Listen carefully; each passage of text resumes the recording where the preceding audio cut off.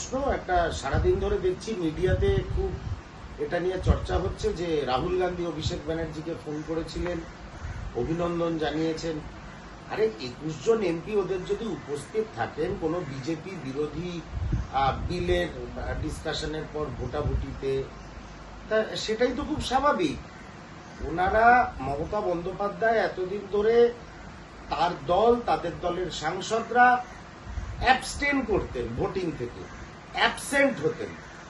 এখন একটা বিজেপি বিরোধী আবহাওয়া তৈরি করতে হবে। দেখুন, এটা তো বাংলার মানুষ জানে, বাংলার সংখ্যালঘুরাও জানে যে মমতা বন্দ্যোপাধ্যায় হচ্ছে বিজেপির বি টিম।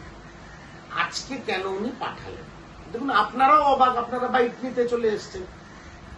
বিষয়টা হচ্ছে 23টা অত্যন্ত গুরুত্বপূর্ণ বিল সংসদে পাশ হয়ে গেছে, যেই সময় ইন্ডিয়া ব্লক সেই বিলগুলোর বিরোধিতা করেছিল, কিন্তু তৃণমূল কংগ্রেস হয় অ্যাবস্টেন করেছে ভোটিং থেকে বা অ্যাবসেন্ট থেকেছে। কিন্তু আজকে ওনারা কেন গেলেন? রাহুল গান্ধী তার সৌজন্য দেখিয়েছেন, কিন্তু বিষয়টা কি, কেন এই 21 জন উপস্থিত রইলেন? বাংলার সংখ্যালঘু মানুষকে বোঝাতে হবে যে দেখো, আমরা একাঠা বিজেপির বিরুদ্ধে লড়াই করছি, যেটা মমতা বন্দ্যোপাধ্যায় একেবারেই নন। সম্পূর্ণ উনি বিজেপির বি টিম হিসাবে কাজ করছেন। আজকে রাহুল গান্ধী বাংলার মাটিতে দাঁড়িয়ে কয়েকদিন আগে বলে গেছেন, বিজেপি যে বাংলার মাটিতে জায়গা পেয়েছে এটা শতকরা 99% মমতা বন্দ্যোপাধ্যায়ের সহযোগিতা। এটা আমার কথা না, আমার নেতা রাহুল গান্ধীর কথা, এবং আপনারা সেটা অস্বীকারও করতে পারবেন না।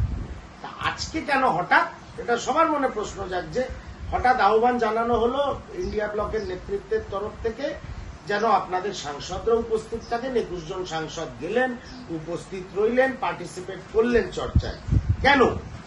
এটা বিজেপি বিরোধিতা করার জন্য না, বাংলার সংখ্যালঘু মানুষকে বোঝানোর জন্য, দেখো আমি কতটা বিজেপি বিরোধী। এবং ওনার সাংসদরা যে উপস্থিত থাকবেন সংসদে এই আলোচনার সময়, সেটা ভারতীয় জনতা পার্টিকে উনি নিশ্চয়ই, এটা আমার ধারণা, নিশ্চয়ই জানিয়েই গেছেন। উনি এতটাই সম্পৃক্ত ভারতীয় জনতা পার্টি এবং তাদের নেতৃত্বের সঙ্গে। মানে মানুষের বা রাজনৈতিক